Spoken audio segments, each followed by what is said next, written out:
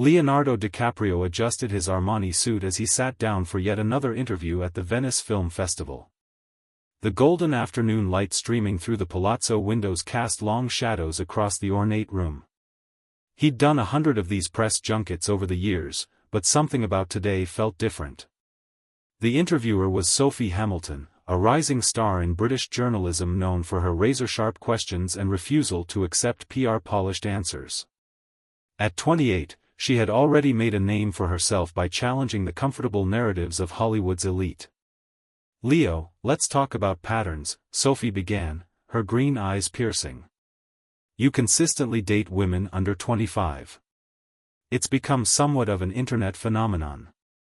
Is this a conscious choice, or just coincidence? When will we see you with someone your own age?"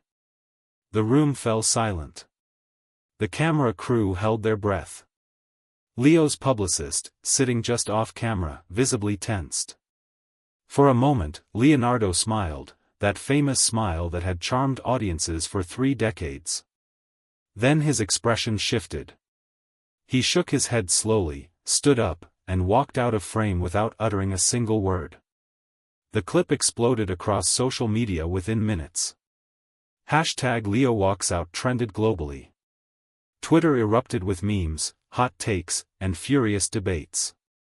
Some defended him. He doesn't owe anyone an explanation about his personal life. Others criticized, if you can't handle tough questions, don't do interviews. The entertainment press had a field day dissecting every frame of his exit. Leonardo's team remained silent. No statements, no clarifications, no damage control. The silence only fueled more speculation. 2 days passed. Then, something unprecedented happened. Leonardo DiCaprio returned to Sophie Hamilton's show, this time on live television. "I didn't walk out because of your question," Leo began, his voice measured but genuine. "I walked out because I was tired of being reduced to an age formula. I've been in this industry for 30 years. But you know what? Your tone was honest. Raw. And I respect that. So I want to tell you something, not as a movie star, but as a human being." Sophie leaned forward, her earlier bravado replaced with genuine curiosity. "When I was 22, Leo continued, I was in a relationship with a woman 15 years older than me. She was a documentary filmmaker named Maria Castellano. Nobody knew about us because she valued her privacy above all else. She passed away 3 years ago." The studio audience was utterly silent. "Maria changed my life. She showed me my first documentary about climate change, took me to my first environmental conference. She handed me a script one day that would eventually become The 11th Hour. She taught me that celebrity could be a platform for change, not just self-promotion." Leo paused, collecting his thoughts. "I never talked about her publicly because that's not what she wanted. But sitting here now, I realize something important. It's not age that defines the depth of a relationship. It's respect. It's inspiration. It's the ability to challenge each other to be better." He looked directly at Sophie. "You challenged me today. Not with your question about age, but with your fearlessness. You reminded me of her." Sophie's eyes welled with tears. The tough journalist facade crumbled as she reached across the table and took Leo's hand. I didn't expect this," she whispered. "Neither did I," Leo smiled. "But that's the thing about real conversations. They take you places you didn't plan to go." The studio erupted in applause. The live broadcast continued for another 20 minutes, with Leo and Sophie discussing everything from environmental activism to the responsibility of public figures to engage with difficult questions. During a commercial break, Sophie turned to Leo. "I have to ask, why come back? Your team must have advised against it." Leo smiled. "They did. My publicist nearly had a heart attack when I told him. But you know what? I've been playing it safe for too long. When I walked out, I kept thinking about what Maria would have said. She hated when people dodged honest questions. She used to say, "The truth doesn't need a publicist." When they returned from break, Sophie brought up something unexpected. "I did some research after our Venice encounter. I found an old interview Maria did in 1997. She talked about a young actor who was helping her with a climate documentary. She never mentioned your name, but she said this person would change how Hollywood thinks about responsibility. Was that you?" Leo's eyes widened. "I've never seen that interview. Where did you find it?" "University archives." She was speaking to film students about documentary ethics. Sophie pulled out her phone and showed him a grainy photo. There was Maria, her dark hair pulled back, intense eyes focused on something off-camera. And in the background, barely visible, was a young Leonardo DiCaprio holding camera equipment. "That was in Ecuador," Leo said softly. "We were documenting deforestation. I remember that day. The local guide got sick, and I had to translate. My Spanish was terrible, but Maria just threw me into it. She believed in learning by doing." The aftermath was extraordinary. The interview clip went viral for entirely different reasons than the first one. Instead of memes mocking Leo's exit, social media filled with discussions about vulnerability, honesty, and the courage to return to uncomfortable spaces. 3 days later, Leonardo announced the creation of the Castellano Foundation, named after Maria, dedicated to supporting young female journalists and filmmakers who tackle challenging subjects. Sophie Hamilton was named to the advisory board. The announcement came with another surprise. Leo revealed that Maria had left behind over 200 hours of unreleased documentary footage from her travels around the world. She was documenting climate change effects in remote communities long before it was mainstream, Leo explained at the press conference. "These stories need to be seen." One particular piece of footage showed Maria interviewing indigenous communities in the Amazon in 1995.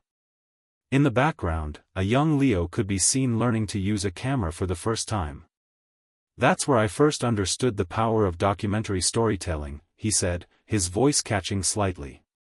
"Maria didn't just teach me about environmental issues. She taught me how to see the world through different eyes."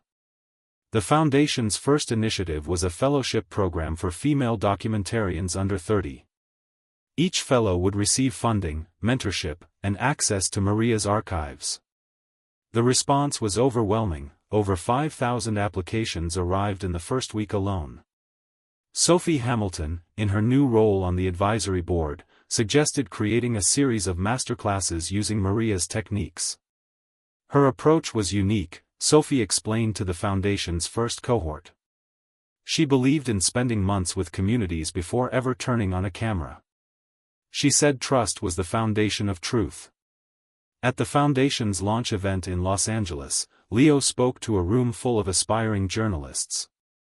"Maria once told me that the most important stories are the ones that make us uncomfortable.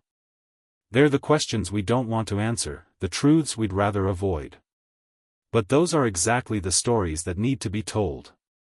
Sophie, standing beside him on stage, added, "And sometimes, walking away from a conversation is just the first step toward having a better one." The Foundation's first grant went to a 23-year-old filmmaker documenting climate change in the Marshall Islands. The second went to a journalist investigating gender inequality in the film industry. Within 6 months, the Castellano Foundation had funded over 50 projects worldwide. Leo and Sophie developed an unexpected friendship. She became a regular interviewer for his environmental documentaries, known for asking the hard questions that others avoided. Their professional relationship was built on mutual respect and the understanding that comfort zones were meant to be challenged. A year after the Venice incident, Leo sat down for another interview with Sophie, this time for her new show focusing on environmental activism. "So," Sophie smiled, "ready for some tough questions?" Leo laughed. "Always. But this time, I promise to stay in my seat." "That's a shame," Sophie quipped. "Our ratings peak when you storm off." They both laughed, a genuine moment of connection between two people who had learned that sometimes the most important conversations happen after the cameras stop rolling. The interview went on to win an Emmy for Outstanding Journalism. In her acceptance speech, Sophie thanked Leo for teaching me that sometimes the best stories come from the questions people don't want to answer. Leo, watching from New York where he was filming, sent a simple text: "Thank you for reminding me why we tell stories in the first place." The Venice interview became a case study in journalism schools, not just for the initial confrontation, but for what happened after. It demonstrated that vulnerability could be more powerful than defensiveness, that returning to difficult conversations could create something beautiful, and that the most unexpected partnerships often arise from moments of conflict. Maria Castellano's documentary archive, preserved and digitized by the Foundation, became a resource for young filmmakers worldwide. Her work on climate change, previously seen by only a handful of people, now inspired a new generation of environmental activists. Leo continued to date younger women, and the internet continued to notice. But the conversation had shifted. Instead of mockery, there was nuance. Instead of judgment, there was curiosity about the real stories behind the headlines. Sophie's career soared. She became known as the interviewer who could get anyone to open up, not through aggression, but through fearless honesty. Her show became a platform for difficult conversations about everything from climate change to social justice.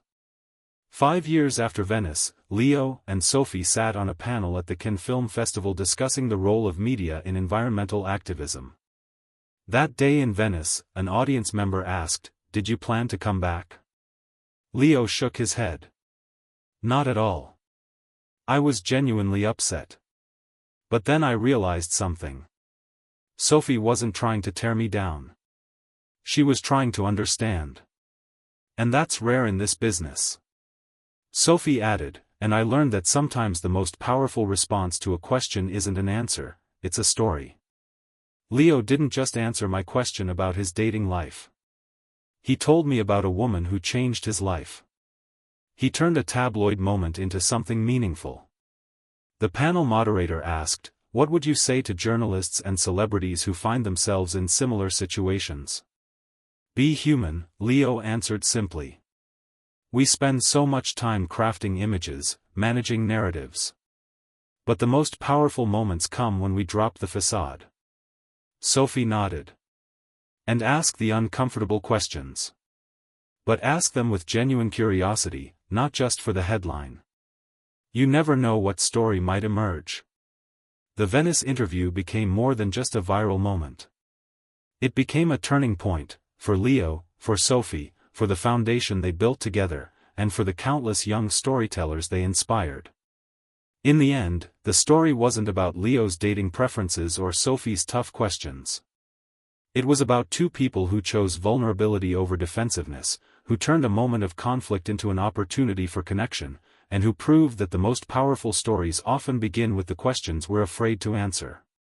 The Castellano Foundation continues to grow, funding projects that challenge, inspire, and transform. And somewhere, perhaps, Maria Castellano is smiling, knowing that her legacy lives on not just in the environmental work she pioneered, but in the reminder that the most important stories are often the ones that make us uncomfortable, and that's exactly why they need to be told. Years later, when asked about the Venice interview, Leo would always say the same thing: "Sophie Hamilton didn't just ask me a question that day. She gave me an opportunity to tell a story I'd been carrying for years." Sometimes the greatest gifts come disguised as the hardest challenges. And Sophie would add, "Leonardo DiCaprio taught me that walking away from a conversation doesn't always mean it's over. Sometimes it just means you need time to find the right words. And when you do find them, they can change everything." The interview clip still circulates online, but now it's shown in 2 parts, the walkout and the return. Together, they tell a complete story, one of growth, vulnerability, and the transformative power of honest conversation. In a world of carefully managed images and scripted responses, the Venice interview stands as a reminder that the most authentic moments often arise from the unplanned, the uncomfortable, and the unexpectedly human. And that, perhaps, is the greatest story of all. Thank you for watching. I hope you all enjoy this video and learned a lesson. I would be grateful for your likes. Also don't forget to subscribe and comment on the video. See you soon.